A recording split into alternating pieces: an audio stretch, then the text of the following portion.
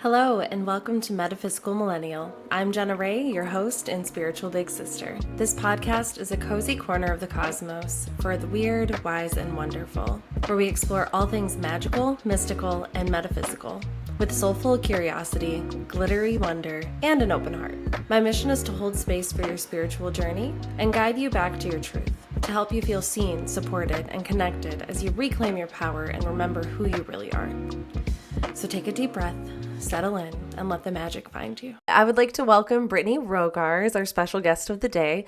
Brittany is not only my best friend, but an entrepreneur, a wife, a mother, a CEO and founder of her own company, and also an author. Brittany, welcome.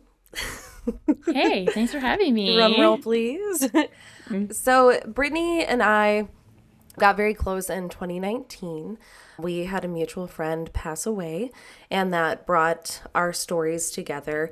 Unfortunately, within grief, however, I think it's really beautiful where we've come from there. So I just want to pay ode to Kylie. I think that it's only fair that we mention her and honor her within this episode. Brittany, after Kylie passed away, you started to create your own business. Can you tell me a little bit about that? Yeah, for sure. So it is still kind of weird and seems foreign to even talk about. Like, it's been a long time now, but it still doesn't fully feel real all the time. So it's a strange concept, losing someone that you're so close to, especially unexpectedly and young. That was my first real experience with losing someone I was super close to. So I went through this weird grieving process that I had never really been through before. Previous losses that I'd experienced had been grandparents and second uncles or distant relatives and things that they were sick. We knew it was coming. So this was the first time I had ever had to grieve in the way that I did. And my life went on some really weird paths during that time. And one of the things that I thought was going to be really important to me was finding a way to honor her memory and carry on her legacy in any way that I could. And at the time when she had passed away, she was making natural soaps and products and all the things. So I was like, oh, we can carry that on. We can name it after her. We can sell it. We can donate part of the profits to addiction recovery centers and make an impact in her name for a long time to come. And that's kind of how it started. It didn't last a super long time, but it was an interesting journey for sure. And I definitely felt like we were able to make some of the impact that I wanted to make in that time. I think it was really cool just seeing how much love you poured into that, seeing it firsthand and seeing how much you put into it and how we got a little bit out of it, but how little we were actually getting out of it. You making soaps and trying to run this business and create all of these things after your day job is very draining on you. So I know after a while, I think there were a couple of days where I'm like, all right, I'm going to come over and we're going to make soap for 8 hours and just do the best we can. Little pop-up events and things like that. And going through a loss like that, it is always important to try to figure out how to continue to have that person live on, right? Because when you lose someone, they do live on through the people that they've touched, people that they loved. And I think the best way that we can honor those people is to continue telling their story and continue to keep their spirit alive. But I don't know who said this originally, but it's you really die when people stop talking about you. So as long as we keep talking about her, she'll continue to live on forever. So back to SKF. So the soap thing wasn't working out. And simultaneously you were crushing it at work at your day job, but also feeling a little underappreciated as you continued to help grow a business. I want to talk about your pivotal moment when you decided, okay, I really just need to work for myself, or I really need to make a huge change, and what I'm currently doing is not it for me. Okay, so before I can really dig into what the pivotal moment was, I have to kind of go backwards a little bit. So I had this firm belief that the only way that I could move on through this grief was to do something to honor Kai. And I needed to pour blood, sweat, and tears into this. I felt a lot of shame and a lot of guilt and a lot of deep emotions around losing Kylie as the best friend who didn't know the struggles that she was going through. I had a lot of blame for myself. So I felt this deep pressure to try and continue it on. And full transparency, we were donating money, but my business was in the red, $25,000 the first year. It was not a successful model. There's not a lot of profit margin on handmade soap. If you are surprised to hear that, I'm sorry. But it takes a lot of time. I was getting lye burns in my kitchen. Everything that I was doing was either working at my day job or coming home and killing myself over soap. And I felt like I owed this to Kylie, so I had to keep doing it. Then we cut to COVID, 2020. I got sick in March or April of 2020, and I lost my sense of smell. So now I have this soap company that revolves around me being able to pull together these unique scent combinations and doing all the things, and I can't smell anything. And what I can smell, lavender, smells like gasoline and butt. It's the worst scent in the world. To this day, it still gives me headaches. So I can no longer continue on this soap company. And to be honest, it was like a sigh of relief almost, because I was doing it out of obligation. It did not feel in alignment with who I was. It wasn't bringing me joy. It was bringing me tons and tons of stress. And I wasn't making enough money to be throwing it away like I was on this business. And I didn't really ever see a sustainable way to make that pop off in the way that I wanted to and have it align with kind of how and why we started it in the first place. So soap company is starting to fizzle out and die down. I'm going to work. I'm an essential employee, so I get to work just as much as always, and I am working from home, and everybody else is home, and my husband had just had surgeries, and he was on recovery from all this stuff, so like home life chaos, business life chaos, work life chaos, and I start to kind of fizzle out, and I'm burning out at work. And then we cut to May, and I have a big anniversary at this company. One of their core values is recognition. I was not recognized at this company on that anniversary, which was when I kind of decided that maybe it was time to transfer away from that particular organization. I was terrified of the idea of doing something for myself. I also had these like deep beliefs embedded in me that I couldn't be successful. I couldn't have the freedom that I had. I couldn't make the money that I was making anywhere other than this one place. So I was very scared of what I was going to do next. I wound up taking a job at a dental practice that lasted 2 or 3 months. It wasn't very long, and we were having a rough time there. It was not a culture fit for me. I rage quit my job, and it was right before the holidays. I didn't have any money in my bank account. I was like, well, I don't have a job now either, and I can't use them as a reference. So what am I going to do? And then it was like everything in a movie, you know, when they see their love of their life and the whole world stops and it blurs out and there's a spotlight on them. That was like that was my connection with entrepreneurship. It was like, you could start your own business. And then the lights came on and everything was in color. I realized that I could take the things that I loved about running the soap shop, get rid of the things that were not for me and that were for someone else, and kind of release some of the shame that I was feeling and take entrepreneurship and grow it in a way that was really authentic to me and thrive. I think it's really beautiful how all along the way, right, you're experiencing this adversity and you're like, oh, okay, that isn't working. All right, cool. I can do something different. Okay. Oh, that didn't work either. But you know what? I can still take something. I think that's so beautiful how you didn't just cave and just give in and say, you know what? I just need to go get a 9-to-5 somewhere else. Like, I'm going to go into manufacturing and pop boxes all day. You still had that drive and that motivation to push yourself to be successful no matter what. And it's super inspiring. You're one of the most inspiring people in my life. And I'm really grateful that this episode can be with you because you inspire me every day. And even when I have been so down, oh, gosh, I hate this job. I'm not doing anything for myself. I remember your story and think of you and I'm like, okay, like the little "What would Jesus do" bracelets, like what would Brittany do right now? Oh my gosh. What would Brittany do? So I want That's embarrassing. So I want to rewind a little bit though. So you were talking about how you had this notion or this concept in your mind that you could not be successful anywhere else, that you put yourself in this little box. And what do you feel like in your life made you have that mindset?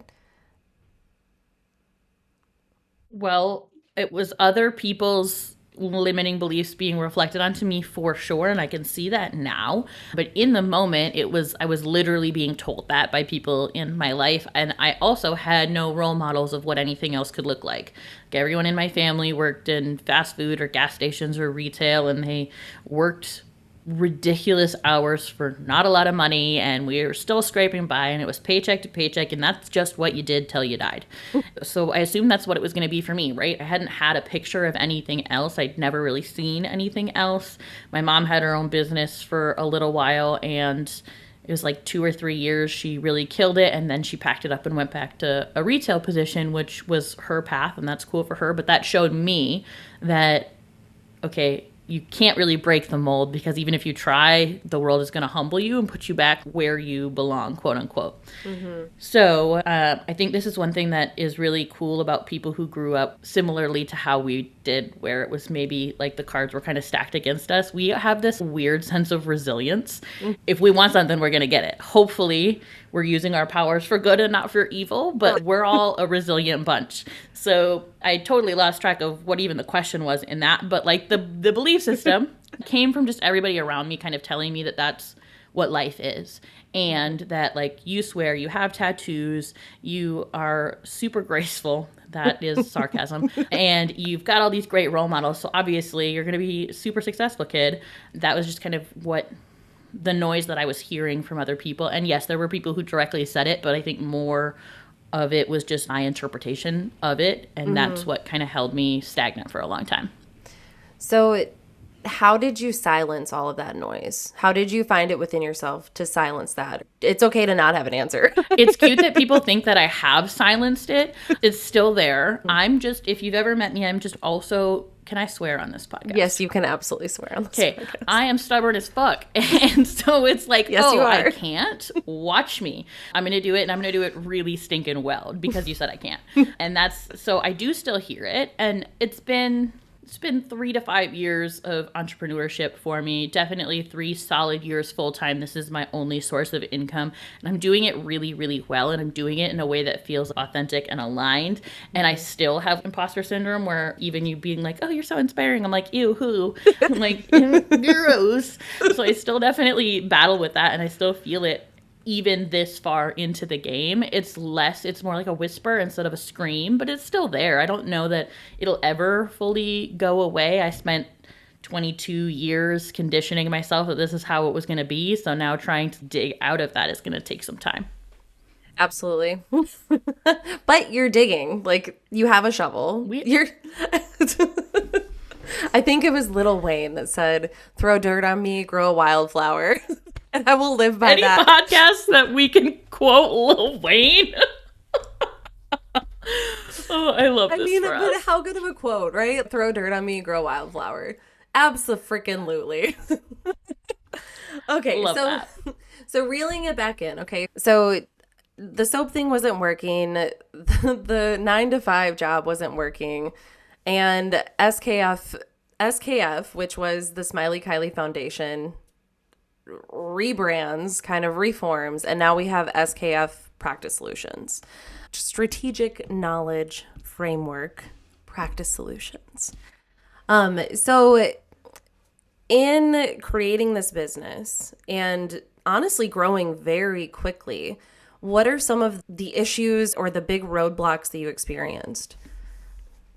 Yeah, so obviously I had a lot of the traditional business roadblocks, like where am I going to get funding? How am I going to get clients? I don't know the first thing about running a business. I'm getting there now, but that's not something that you learn in high school. I have no college experience. I've got no formal training. I have no idea what the hell I'm doing, to be quite frank. So there were a lot of traditional roadblocks there, and I think those I don't want to downplay, because we're going through this right now with your show. How do you build a website? What is a lead magnet? How do I do an email list? All of these things are completely new, completely foreign. I've never heard of them before.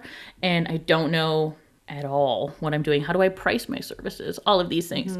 But once we get, like, that's on the internet. You YouTube that, you figure it out. You Google it, ChatGPT now. I imagine if I had to start a business right now, it would be a totally different ballgame because of AI. Right. But right, it would have been so much easier. I feel like an old lady every time I say that. If I had AI back in my day, it was like 2 years ago, bro.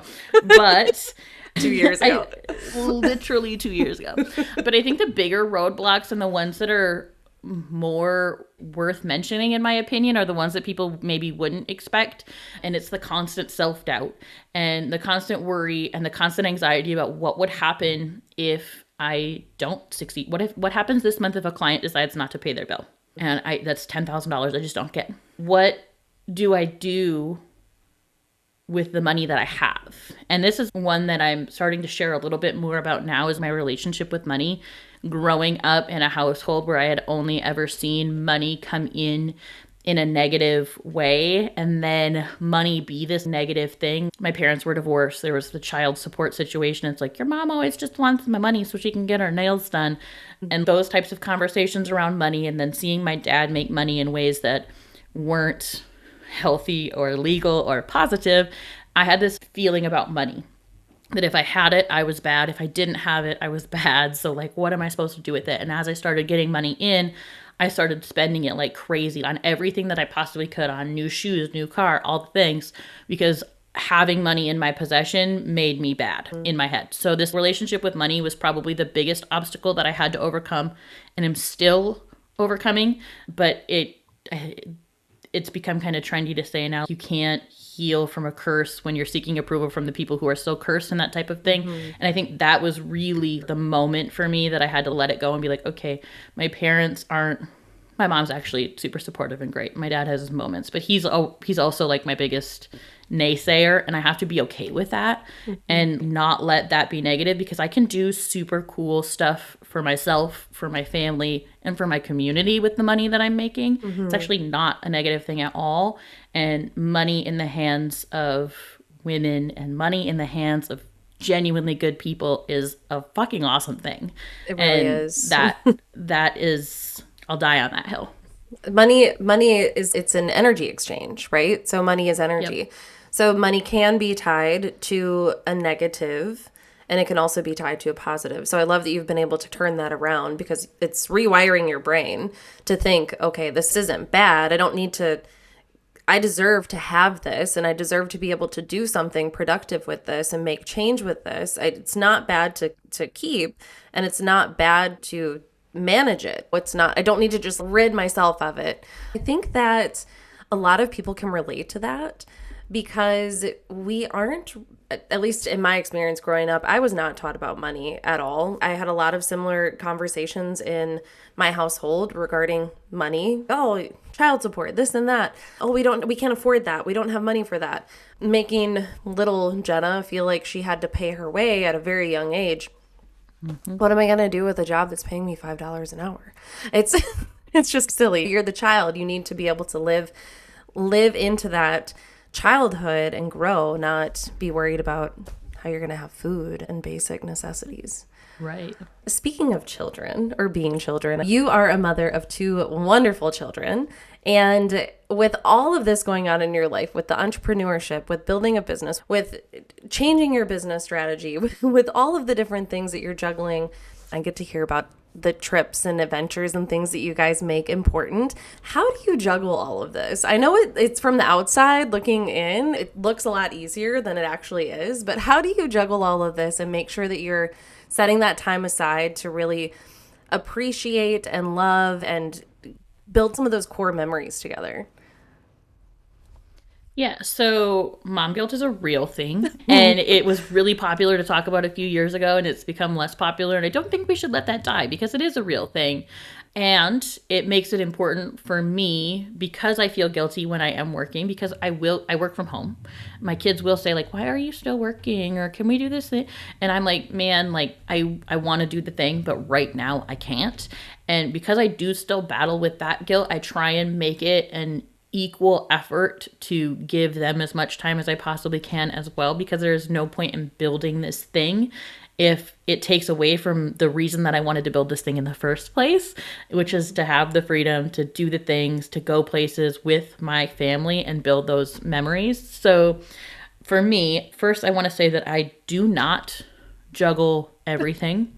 That is a very common misconception. I juggle everything as best I can, but the easiest way to balance everything is to get extra hands involved. It takes a village is a cliche for a reason. And I don't have a ton of family support in my area, but I have hired team members in my business who can help and who can support. I very strategically hired my mom so I can make her work schedule. And when I need help with the kids, guess who gets to get off so that I can have help with the kids? I have someone who cleans my house once a week because it's a constant battle of my husband and I both working full-time jobs. And then we get home and we've got to do the homework and make the dinners and do the things. And it's really important to me that we eat together as a family every night. And that's not something I'm willing to sacrifice because I need to take out the trash and clean the shower and switch the laundry. So we have hired help in a lot of those areas. And I actually saw a post yesterday or the day before that said, how do you juggle everything? And I remember that some of the balls are made of plastic and some are made of glass. And I was like, ooh, yes, I love that. And it's just important to remember that everything is not going to be balanced all the time, but the things that are really important to you, you do make time for. And don't let any of the outside influences pull you away from the things that are the glass. I love that. Some things can wait, right? Some days the dishes can stay by the sink. That's okay. And that's totally normal. Not everything is going to be done every single day. But those memories are so important because you are breaking the generational curses, right? You're showing your children that there is better than what we saw growing up. You can be successful. You can do anything that you want to. You can push yourself and you can work hard and you can make it happen. And one of the trends now, or one of the most recent trends, were finishing the sentences that we grew up with, right? What's one of them? Help me out here. I'll give you something to and then, like, it's supposed to be cry about, and my kids were like, make art, and I'm like, oh, okay. That is, if that solidifies anything, it solidifies that you have broken more generational curses than you realize. I love that. Okay, so sorry, we were talking about children and I love yours, so I figured we would discuss them. They're pretty cool. They're amazing. They're amazing human beings. I absolutely adore them, and they're always so much fun to hang out with. They're very interesting, both in their own very, very particular ways. Very different. Yes, very different, and it's a balancing act, right? Trying to balance all the different personalities going on. So back to the business side of our conversation. So your business changed multiple times now. And now that SKF is thriving, it's still growing very rapidly. You have also decided to do a side quest as well and create a little adventure here that we're actually working on. This podcast quite literally could not be here without you. And I want to talk about that because I know that this is a business venture that you're really interested in and you're pushing for in terms of rebranding in a way. Is that the right word to use? Kind of. I mean, I can never just have one thing. I think that's my ADHD brain where I need to have 100 different sources of like attention pulling things and a million different hobbies going at a time. And this is something that I'm doing for me, this personal branding and building out who I am as a person, because I have poured so much energy into building this business and building this family for so long. And part of my healing journey was having to like look back then and be like, okay, I built my first business for someone else. I built my second business out of survival. I'm building a family with no idea what I'm doing. Now, what can I build that's specifically just for me? And it's funny because this is all the thing that I choose to build for me is something that actually supports building a lot of other people. Like it's building for others still, because it's just what sets my soul on fire. I looked back at my life and everything we've just talked about in my history, and I'm like, okay, I should be another statistic. I should not be thriving in the way that I am. I should not be doing all of the things that I am statistically. How can I share what I have built and the things that I have gone through with other people who are in a similar situation, who are feeling stuck, and help them grow? Because that lights my soul on fire. To see other women make their first $1,000, make their first $10,000, make their first $20,000. I'm like, fuck yes. We are such powerful human beings. Like women, Love them. And it's so One for the crazy to girls. see them. Exactly. Like I spent a lot of time with pick me energy when I was younger, and I felt like other women were my competition. And it wasn't until I like aged and grew a little bit as a person and started therapy that I realized that that energy was because of all of my own self-doubt. So now that I've shed those, I realize that it's actually way more stinking fun to be a girl's girl and support other women and bring them up with me as I'm making these changes and making these moves. And doing things like helping you build your brand has been so rewarding for me. Is it exhausting to build a business and run a family and then help do all these side quests? Absolutely. But it's also the thing that fills my cup the most. And I think that as a mom, that's something that I neglect very often, is doing things that are for me, that fill my cup and make me feel good. So I'm doing it without shame, and I'm having a lot of fun with it. I am loving all of it, honestly. I've gotten to see my best friend do all of these amazing things, but then also have that self-realization and say, hey, this one's for me. And seeing you bloom and flourish in that energy has just been so beautiful. And I love that this era that you're in. I really do. And I actually have your book. So we've talked a lot about the different pivots that you've made along this crazy journey. And I know this won't be the last pivot, but with a purpose playbook, I believe this is available on Amazon, right? It's on Amazon. Yes, it's on Amazon. You can purchase your own. But this is literally a play-by-play. Do you want to talk a little bit about your book, Brittany? No, I'm good. Just kidding. No? Oh, come on. So this is a workbook. It is not like a sit down and read my story kind of book. That is coming. But this is a workbook to help you feel empowered, to help you set goals, to help you learn about yourself. I'm a systems and operations girly. That's how my business gets to thrive, is because I'm really good at building structure and foundations and a checklist. I'm an eldest daughter Virgo, so like, yes, please do a checklist. Yes. And so I took the tools that helped me grow and learn and evolve, and I put them in a journal that I have been using for years, and now it is available to everyone else. It starts off with like, map out your goals. Where do you want to be in 5 years? Where do you want to be in 10 years? Where do you want to be next month? Set these goals for yourself, and then we reverse engineer them. We break them down into monthly goals, and then weekly goals, and then daily goals. There's journal prompts in there for each day to talk about anything, but also how you stayed in line with your goals and how you started to move that needle. And it's interesting, if you tell your brain you have to write about a way that you move the needle, even if like you don't feel like you did, you'll find something that actually did, and you start to rewire your brain that I'm always learning, I'm always evolving, I'm always moving the needle, which is really cool.